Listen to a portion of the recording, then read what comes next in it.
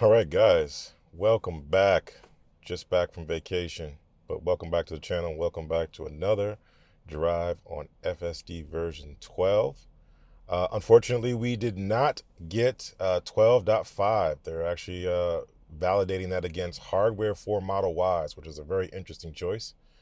I can see it because of the volume, but what they've done is they've increased the parameter count to 5 times, and that specifically is more geared and more tuned to hardware 4.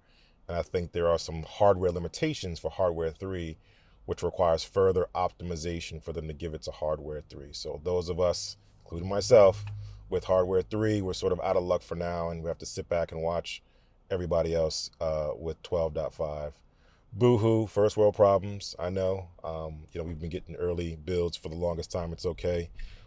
When we say we understand because it happens to us as well, and sometimes you get left behind.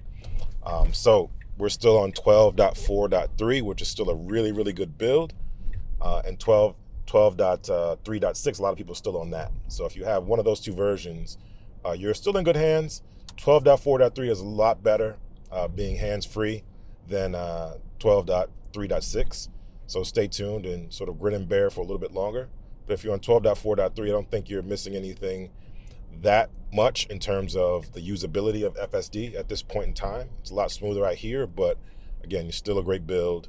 Still the known issues, but still a great build nonetheless. And being able to have hands-free is definitely a good thing. So with that said, I'm just going to take a quick drive, probably one of my last drives here on 12.4.3, and then I'll just wait for 12.5, whether it's here or on a potentially hardware 4 vehicle. We're probably going to switch over and get a hardware 4 car just to stay up to the latest and greatest. I kind of knew this was going to happen. I knew that they were going to do this fork, if you will, where they basically branch off the code, once again focusing more specifically on the optimization for the hardware that could handle it, and then further optimization to make it work for hardware 3. So just for those that don't know, hardware 3 has been the mainstay for FSD development so far, and they've been running cars that have hardware 4 in emulation mode. So they emulate hardware 3 or pretend to be hardware 3 when they're running their FSD software. And now we got a situation where, good job for that car, now we got a situation where now they're starting to optimize for hardware 4 because they've already started developing hardware 5, or AI 5 as Elon calls it. So it makes sense for them to mature the process, refine it as much as possible, get as much as from the hardware as they can. I think these people are going to turn. I'm going to give us some accelerator. Accelerator pushes are okay, so don't worry about that. But get as much out of hardware 4 as possible, and then go from there. What that doesn't bode well for is hardware 3 cars, or anybody below hardware 3 for that matter.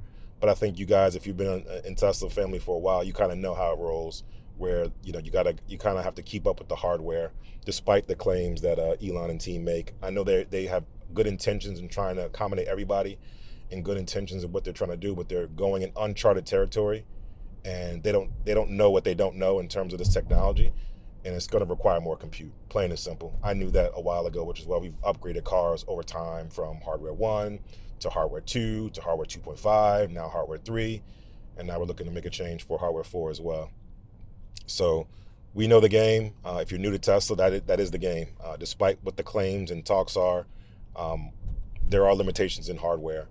And again, when it comes to something that they don't know about, this is uncharted territory for Tesla, that they're going to learn as they go along. They're not going to be able to accommodate everybody. It just is what it is. I'm going to take this path just to change that up a bit. Change that. So it is what it is. Again, hardware 3, hang tight. I hear they're working really hard to try to get that working for you guys and us as well. And then again, I think we're going to make the jump to get a hardware 4 car. Stay tuned for that, what it might be, just to make sure that we can stay up to date and get you guys as much information as possible on these videos. With that said, let's focus on hardware 3 and 12.4.3, which is, again, pretty good build. Very, very usable. We're all just sort of the march of nines, the race towards perfection. And in this regard, 12.4.3 is very usable. Very usable. Known issues, but again, very usable nonetheless. We're going to take it for a quick spin, see how it does. and go from there, and maybe address some of the other things that we missed while we were away vacationing that have come up and people have asked our thoughts and opinions on. All right, so first and foremost, before I get blinded by the sun here, put this up really quickly. First and foremost, let's address sort of the rumor mill about the FSD team gaming the routes for FSD and for Elon Musk and quote unquote influencers. I'm certainly not an influencer. I'm actually gonna go.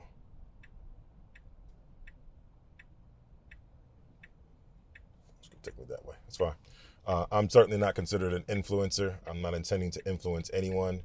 Just educate and inform. If you're a Tesla owner, if you're thinking about getting a Tesla, that's what I am. I'm not a YouTuber. I don't do this full time. This is just something I do when I have time, which is why we don't get too many videos from me, because we got life and family and business and things like that. But I try to keep you guys up to date as much as I can. And basically saying that they game the routes and they're focusing on the routes that are given to them and making those routes go good, like our test path and Chuck's unprotected left, focusing on those routes to get them to work well so that we can report that the FSD software is working really well. And there is some truth to that, in the sense that we probably provide them with a lot of the same clips of the same routes. So they have a lot of data to pull from and a lot of data to focus on in terms of being able to see the results. So when you get data from your car that goes to Tesla, it's anonymous. So there's no real way to really know, hey, I think we addressed the issue that we saw in this one clip of a Model Y in Ohio, but we don't know who it belongs to. So we can't validate that when we see them drive or if they post videos. So I think the idea is that they do look at the videos, the people who post videos, try to emulate their routes or try to use their routes as guidance to make adjustments to full self-driving and do it that way. So I think there's some truth to that to make it work better, because then they can go back and look at that person's YouTube channel and say, okay, I think we got it. I think it's fixed. Or wait for them to hear from them on X and say, wait, I think we got it. I think it's fixed. That's the way that they can validate it. So I think that's a natural course of software development, I believe. And the natural course of how they're going to be able to refine the system over time, especially if you're relying on training based on video clips. You need that validation. You need to be able to make sure that it works if you're not physically going to go to the location. So there is some truth to it. But again, we drive many different routes, not the same routes. We do our test path, but then we drive beyond our test path. And I always change it up. And you can use FSD anywhere. So it really just doesn't matter. There's no truth to the fact that, they're trying to paint a happy path that we're supposed to drive and then effectively report that everything is all good. Now, I don't know about Elon and his drives, but I definitely know that they're using validation. If they're using anybody who's of influence or anybody who's publicly posting videos, it's just for validation to make sure that it works and make sure that they've addressed the issues. Like I've reported all the dead zones. They probably saw on the map where I was, looked at the dead zone is gone now. So now all the other Teslas benefit from that. So it's not a bad thing. And again, I always keep it 1,000 with you guys. So if something doesn't work or it's not working or whatever, I'll let you know. I don't sugarcoat it. I don't make excuses for them. I let you know what I know. I let you know what I see, and you get to see for yourself. All right?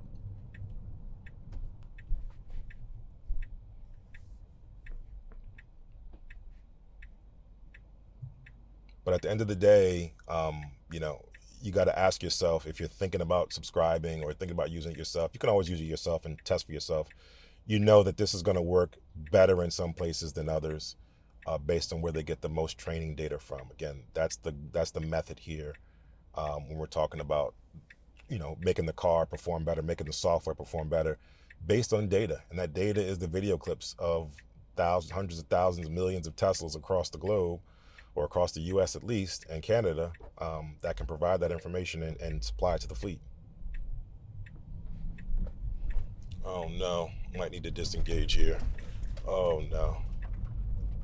Unfinished road. I may need to disengage for the potholes, or for the, manhole covers. Hopefully the car can evade those. Please evade them.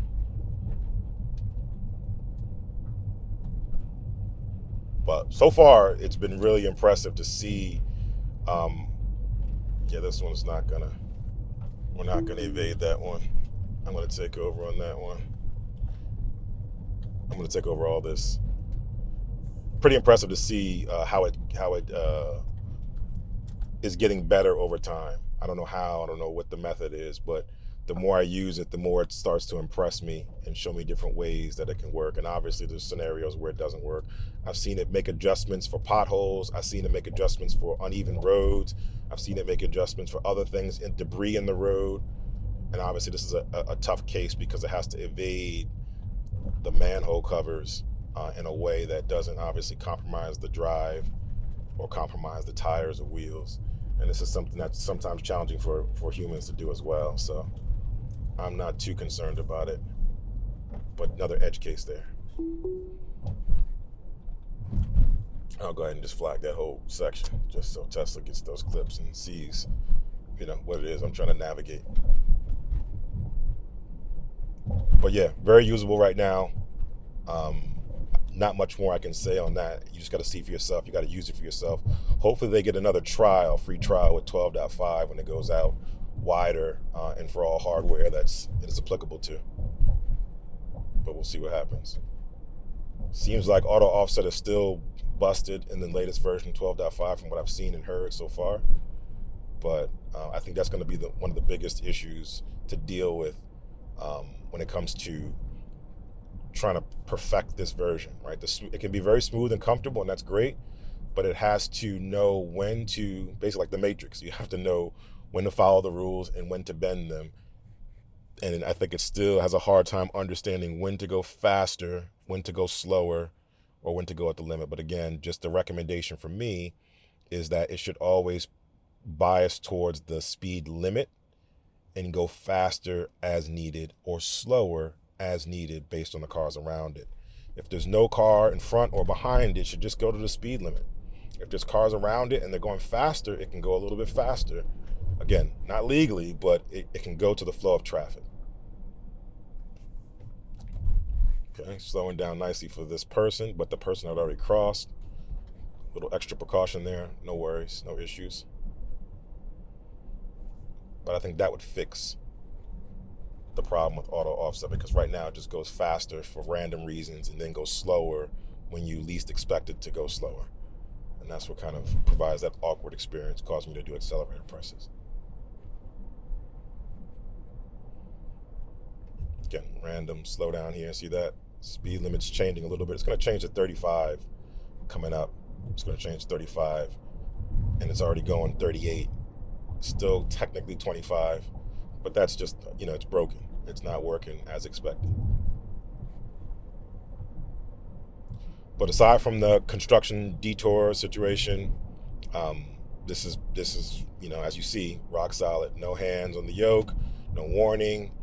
I can just look at the road, pay attention, monitor. So with that said, I'm actually going to introduce a new addition to the scoring system that I have right now, just to really contextualize the numbers I've been given, because a lot of you guys I know have been trying to understand what does that mean when I give it a certain score compared to the others. And I think if I can contextualize it a little bit better, I think that would be easier for you guys to understand what I mean when I give it a 9 or an 8 and what that means relative to other mainstream understanding of driving. So I'm going to introduce a new scoring system, not today, probably for 12.5. When I get that, I'll introduce the new scoring system there, and you guys let me know what you think about it. Good job slowing. Good job taking the turn. Very nice.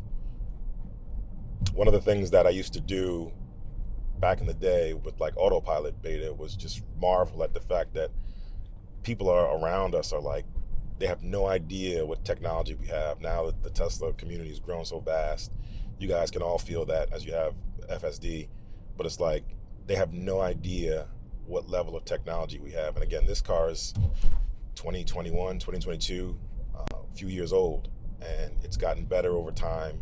It's got technology in it, or it's got software in it at the very least, that no other car outside of Tesla has, and can do amazing things like it's doing right now, going down this hill, controlling the speed, going down this steep hill and a nice turn, controlling, driving all by itself.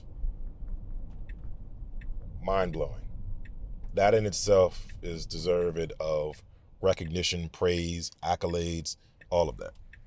Even though it's not perfect, where it is right now is leaps and bounds above everyone else that's on the road. I know Mobileye's out there. I know people like to neglect Mobileye. I understand. I see Mobileye. I know what you guys are doing. Respect there always.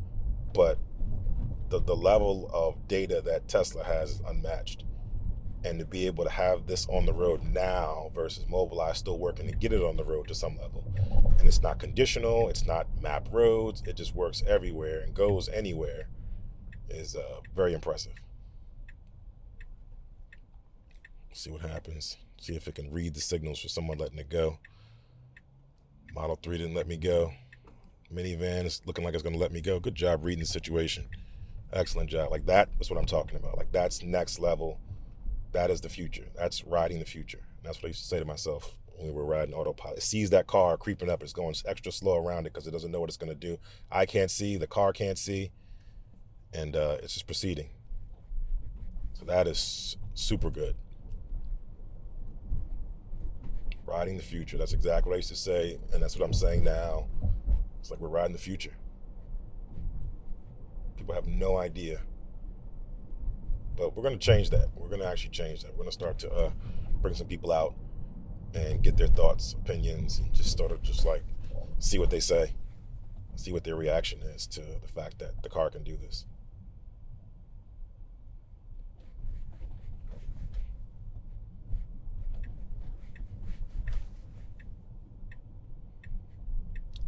Pro tip, I find that this is most usable and useful, I should say.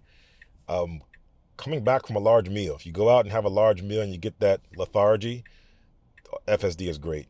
Coming back from a long movie or a good movie and you want to kind of talk about it in the car on the way back, FSD is great for that. If you have ice cream and you're on the move and you want to eat it and you don't want to have to wait, FSD is great for that. And you don't have to take your eyes off the road. You can just eat your ice cream in peace and let the car take care of the rest. It's awesome for that. Again, you know, my cautionary tale is just getting people, humans, used to the idea of the level of attentiveness needed to be not a full passive passenger and not an active driver, but that middle ground between the two of those where you're a active passenger effectively and being able to adjust your attentiveness towards that so you don't fall asleep or doze off or get tired just because you're not actively driving. I think that's something that people don't talk about enough. I think it demands a little bit of a mental shift in our understanding of how we are, the state of being of how we are inside of a car that gets to drive itself, where we have to supervise it.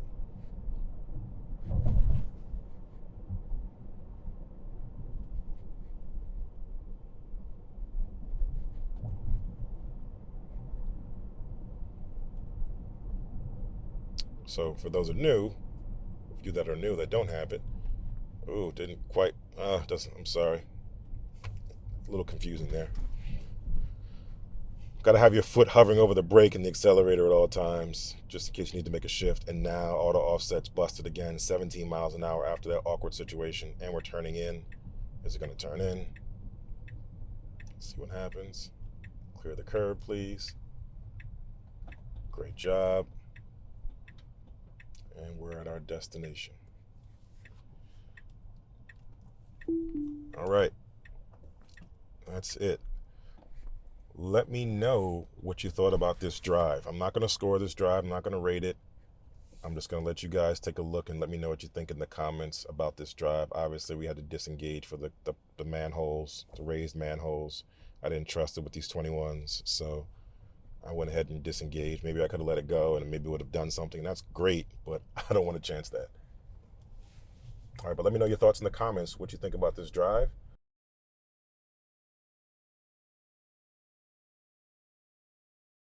When we get 12.5, I will let you know when we get it, and then we'll post a video promptly about it.